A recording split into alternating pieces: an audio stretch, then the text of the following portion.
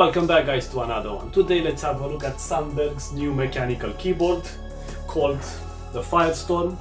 In the past we have reviewed their first ever release, the Hellstorm, which was really good and I used it as my daily driver, but now they send me over the new one, the Firestorm, which I really like. Let me show you why.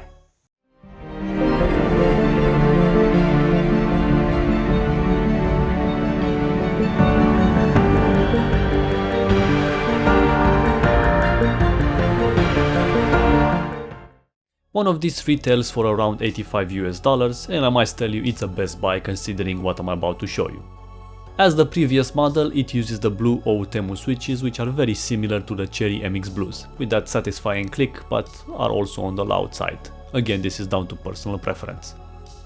What's new here, we have this removable wrist pad which can also be flipped underneath depending on your preference, which I find really cool.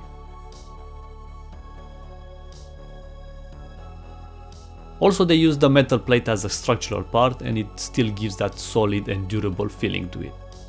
Then they made it a bit more compact and took the RGB controls to the next level. I'll show you in a second. In the box you get an instruction manual which covers mostly the light effects shortcuts and then this keycap removal tool. And finally they revamped the design to a more aggressive but yet stealth approach, which I really like. Now let's do a sound test and here it is compared to the previous model, the Hellstorm.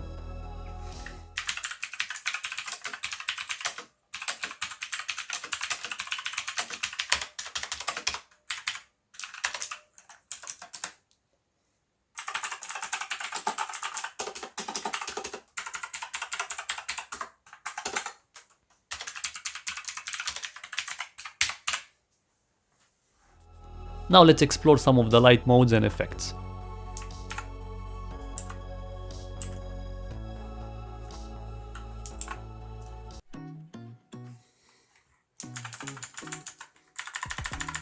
What I really like besides that ample number of options is the fact that you can shut all the lights off completely, including the side ones if you need to.